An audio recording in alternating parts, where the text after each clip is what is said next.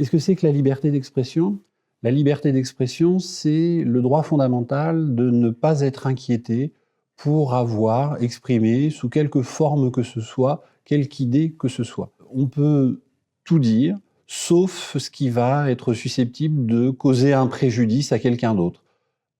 Une injure, dire d'une personne qu'elle a fait quelque chose qu'elle n'a pas fait en réalité, ou alors provoquer des individus, les inciter à avoir des comportements violents, haineux envers d'autres personnes. Quelle que soit la manière dont une personne s'exprime, quel que soit le support qu'elle utilise pour exprimer ses idées, la liberté d'expression est protégée par les textes tels que la Déclaration des droits de l'homme et du citoyen de 1789, la Convention européenne des droits de l'homme ou, par exemple, la loi du 29 juillet 1881 sur la liberté de la presse. Alors, qu'est-ce que sont ces infractions relatives à la liberté d'expression ?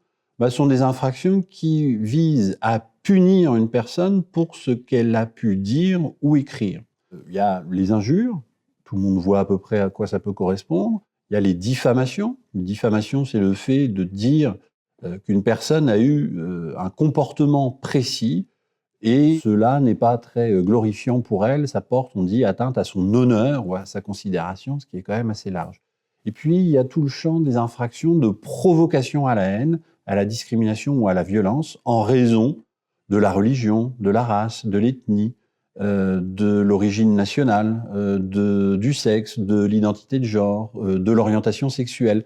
Inciter des individus à rejeter une personne ou un groupe de personnes en raison de l'un de ces critères discriminatoires. Quelques exemples de propos qui sont susceptibles d'être réprimés et qui reviennent fréquemment dans le débat public.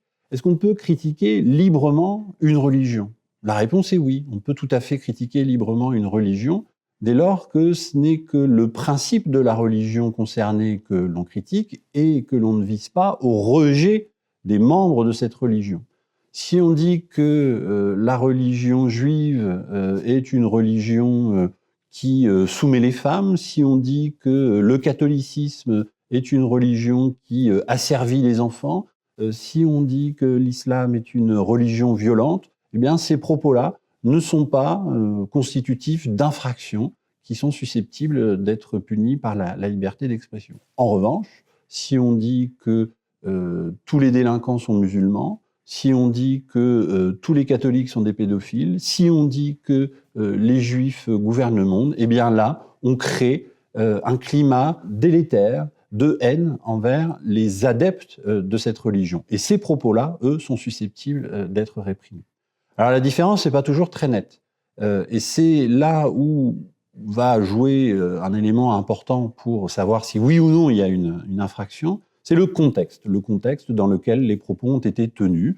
Il y a des contextes artistiques, il y a des contextes humoristiques, il y a des contextes politiques qui vont parfois pouvoir justifier que des propos puissent être tenus sans être punis. La liberté d'expression, aujourd'hui, elle prend de multiples formes. Il faut bien avoir conscience que lorsqu'on s'exprime publiquement, eh bien, on peut s'exposer à une punition en raison de la commission d'une infraction en lien avec un mauvais exercice de la liberté d'expression.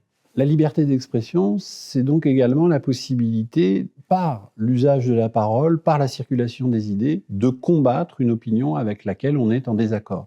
Il faut savoir l'utiliser intelligemment pour ne pas commettre soi-même une infraction, un abus de la liberté d'expression, mais c'est par la liberté d'expression, par la protection de la liberté d'expression, que les idées peuvent s'échanger, que le débat peut s'installer et qu'une société peut progresser.